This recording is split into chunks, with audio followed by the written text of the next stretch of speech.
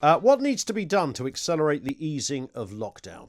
Let me put it like that. 0344 499 1000. I mean, there could be light at the end of the tunnel. Ministers are discussing plans to allow for shops to reopen, families to be reunited. Self-catering staycations could be given the go-ahead if COVID rates continue to plummet amid the vaccine rollout. Plans to ease lockdown were boosted yesterday by figures showing the dramatic impact that vaccines are already having. Boris Johnson last night confirming the country had hit that target of 15 million jabs ahead of schedule. This is almost world-beating stuff. The PM said the number of new cases had already dropped very considerably, preparing the way for lockdown measures to be relaxed. What needs to be done now to accelerate the easing of the lockdown? And I'd like to speak with you in your whatever your particular industry or area is, or just your objective view on kind of where we're at right now. We know about the statistics, and they can be twisted and bent and morphed into whatever somebody wants to make them. I keep getting all sorts of graphs sent to me, usually from unsourced charts, lists of things from, often sort of unsourced places that somebody shared online about COVID rates and implications of lockdown. On both sides of the argument, I should say, on both sides of the argument. And very rarely are these things sourced, and they're very certainly not in context. So it's very hard to just kind of cite what you see in a little graph that somebody has sent you on Twitter or Facebook or something. But what we do know, and we absolutely know, is that the most vulnerable group, the over 70s just by dint of age or vulnerability, that group has largely been pretty much all vaccinated. In the grander scale, there are still people they are trying to get in touch with who haven't yet been given the jab. But broadly speaking, the very group. Now, we're told 9 people out of 10 who die with COVID are in, absolutely by a country mile, are in that age group. If you start to look below 50, it's a very small amount of people that have died in that age group. Now, I'm not an epidemiologist, but I always thought the deal was, if we can frame it like that, the deal was that the moment that group, but until we can find, this was the mood music, not shy of a year ago, that when we find a vaccine, then we can relax a little bit, and then you can start to ease the lockdown. We found the vaccine, we found more than one vaccine. It appears these things are incredibly effective. It's not going to be the answer to everything, but certainly we know it's doing what they set out to do with the vaccine. Ergo, the lockdown eases, right? What's the bit we're waiting for? What's the big wait? The most vulnerable group of all of those people who have died with COVID, most people on that group are over 70 years old, by far. That group has now been vaccinated. What are we actually waiting for? 0344 499 1000. I don't know the protocol for locking down or easing the locking down of a country. And I'm willing to give the government some benefit of the doubt and say, okay, you don't just blow a whistle and say, right, everybody open now. I'm sure there's got to be a system in place, all checks and balances. How long does that take? Because what are we today, the 15th of February? It's another week before the Prime Minister even begins to give us the kind of roadmap out of this. And even then, I've got a suspicion that when we sit here next week on this programme, I don't know what firm details we're likely to get. There's bound to be something on schools. Schools should reopen right away, okay? Let's just get that out there. All of the ONS figures show that school teachers are no more vulnerable than any other group. Kids are perilously close to nearly a year away from education. There is literally no reason why schools should not be open. And of course, the other effect, if you want to look at the financial implications, parents that can't go to work because they've now got to look after their kids. But the bruising that education has been given is, in some places, in some areas, it's child dependent, but it's also, it's age dependent too. Some kids are going to be really struggling to get back into it. So there's a bit of that. I've got, I think, expecting a little bit of that in my own house. But there's also those that have just lost an awful lot. Particularly, I would imagine if you're in that stage of doing exams in any shape or form, that becomes particularly tricky.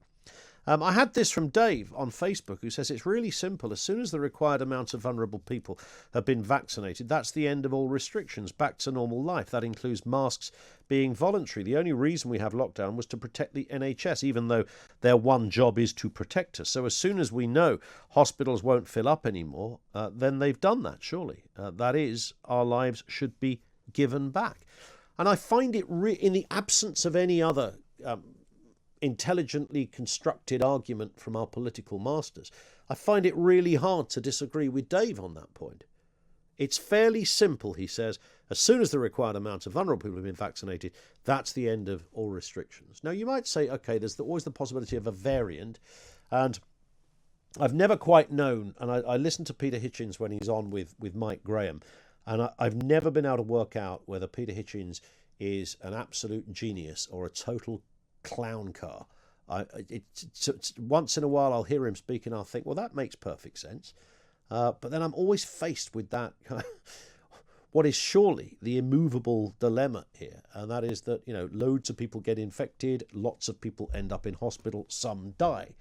I'm not an idiot. I can't pretend that doesn't happen, because I know it does. What we do, however, know is that we can partly guard against that, assuming the vaccine works, because the most vulnerable groups of people, not exclusively, but the most, by a country mile, that are likely to end up in hospital and sadly not make it through the battle with COVID are the over 70s, and that group has been vaccinated. We were told the vaccination is the answer to this. Once vaccinated, we begin the process of getting back to normality. Not on the 22nd of February, Boris Johnson gives us an idea of when he's going to get back to normality. Because believe me, I promise you, next Monday, he's not going to say, it's now Monday, 22nd of February, pubs open Friday. That ain't going to happen. And I'd sort of like to know why, to be honest. I'd like to know why we're not a little bit more in that place. Would that be reasonable? I don't think that's hysterical. I hope it's not uninformed. I hope it makes perfect sense. You tell me, well, what should we be doing here? How would you get the country out of this lockdown? If there has to be a process, then what is that process? What does it look like to you? Here's a couple from you just to start off with. Joni says, don't believe we'll be out of lockdown fully for at least another year. We'll simply be grateful for some crumbs of freedom. This is still going to be a grim picture. Nigel Oates, hospitality is key, must reopen immediately. Not only is it relevant because of the amount of jobs involved, but it's also hugely symbolic in terms of social interaction and a civilised existence. Absolutely bang on that point as well. And Kenny says, I can almost see the problems returning. Australia and New Zealand have both gone back into lockdown in places as soon as about 3 people had a positive test. We still have thousands getting positive tests, so I don't get a good sense about this at all. There's the question. How would you get this country out of lockdown? We're not hearing enough from our politicians. 0344 499 1000. The government will be not be setting out an arbitrary target for when lockdown can be lifted, despite pressure from some MPs to scrap all restrictions by the end of April. This is according to Dominic Raab. He said the plan was to ease the lockdown with the return of schools, which the PM has previously said will open on the 8th of March at the earliest. Meanwhile, pub bosses have demanded the return of inside drinking in April after ministers were said to be considering plans to allow hospitality firms to serve customers outside by Easter. Well, that's a cracking idea unless it's absolutely pouring hard, which is quite a lot at this time of year, with a full reopening not expected until about maybe May the earliest. Industry leaders said the plan was laughable. Tim Martin is the founder of JD Wetherspoons, joins us now. Tim, afternoon to you. Do you share this? Is it laughable? Yes, I think that I think people realise, well, except in the government perhaps, because they've never run a business, so many of them haven't actually worked for one, that you need to make some sort of profit. You need a positive cash flow to keep paying people and keep the business going. And with pubs only opening gardens, for a start, half of them don't have gardens, but also even those which do have gardens will have a negative cash flow. And they're already skint. They're beyond skint at the moment. So I don't think it's viable. Are they listening? Do you sense, there is, and I think you've kind of touched on it a little bit there, Tim, there is always this sense when government ministers make, and I'm sure they have advisors around them, make big decisions. You think, did you actually speak to anybody in this profession? Well, I've been in business for 41 years now with a variety of governments, and I think this government is the one that listens least of any that I've been into. It doesn't seem to have any proper engagement. I suspect it's government by PR. Boris and his team haven't differentiated between actually managing the country and running the country and an election campaign. So they come up with ideas which they hope will have popular appeal, like curfews, you can have a pint only with a meal, and all sorts of other stuff.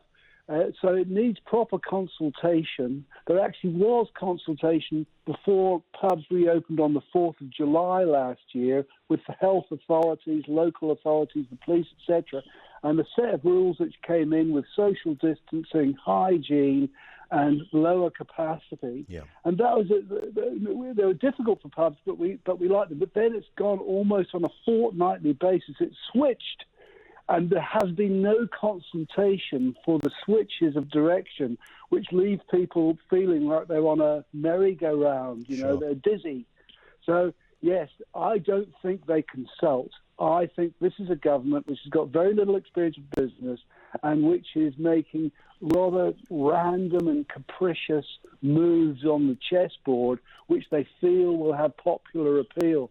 But they're going to run out of money if they keep doing that. That's what we said today. Yep. That Wetherspoons alone contributes 1,000th of all UK taxes, £1 in every 1,000.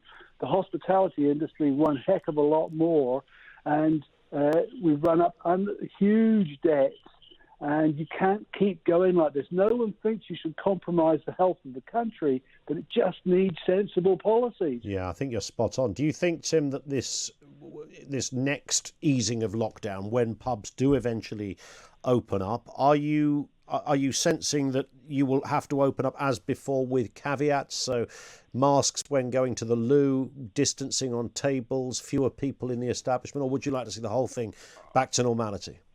Well, I don't think it'll go back to normality. What the pub industry is asking for, Ian, is back to the 4th of July, when everyone sat down and produced a comprehensive set of regulations which ran to 100 pages or more as to what you can do, what you can't. It was semi-normality, social distancing, very, very few cases of transmission in pubs, a workable solution. But compared to the 4th of July last year, most of the vulnerable will be vaccinated by the end of March. Sure. So if you could have done it on the 4th of July last year and there was no increase in cases in the following 2 or 3 months, then we should be able to do it at the end of this March.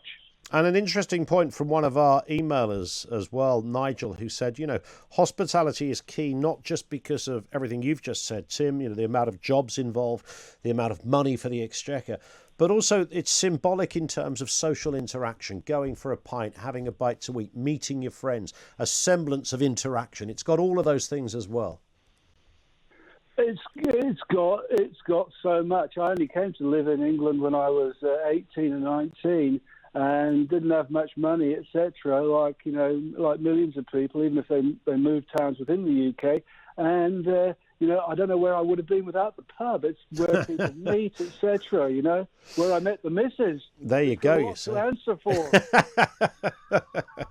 There's a lot to be said about the pub, so you bought 1,000 of them. I like it. Tim, great to have you on. Thank you, Tim Martin, founder of JD Wetherspoon, with us here on Talk Radio. And he's spot on. He touched on a couple of really vital points there as well, particularly that issue of who governments listen to. And this government, he says, listens the least. And there is that sense. And I know, I can tell you what's happened here. It all goes back to Dominic Cummings, and that was part of the plan, really, that you don't listen to interested parties. You play the populist card because you know that's going to get you the great headlines, and most people won't be bothered, can't be asked to look at the detail. So they'll just run with it and think, well, the headline looks pretty good. Boris is enthusiastic. He sells it quite well. We'll just keep getting voted in. But we're not really in that world anymore. And this came hurtling around the corner, and this has kind of exposed that in many ways, because you've got to be more philosophical about it. You can't just work in headlines. You can't just work in bold promises without delivering. And I think because of what has happened, this might be the wake-up call. Cummings has gone from Downing Street, and perhaps they needed him there to get the Tories in to sell their message of Brexit. Maybe it was right for that. I know that largely depends on how you voted, but if you're a Brexit supporting party, then Cummings was probably the man for the job every day of the week. But there's a lot more to running a government than Brexit, and they could never have imagined this was coming at them at 5,000 miles an hour. And it's really meant that they've kind of slightly carried on that, this will be fine, we'll do this, big promises, big enthusiasm, everything's okay, we've got it under control, ring of steel around the care homes, everything, so we sorted the borders out, all this kind of old cobblers that comes wheeling out the mouths of characters, like Hancock and Raab on a regular basis. Raab's he's a gifted, intelligent guy, and Hancock, to begin with, I thought he was the man. He's been used as a bit of a patsy, really, I think, over the last year of all of this.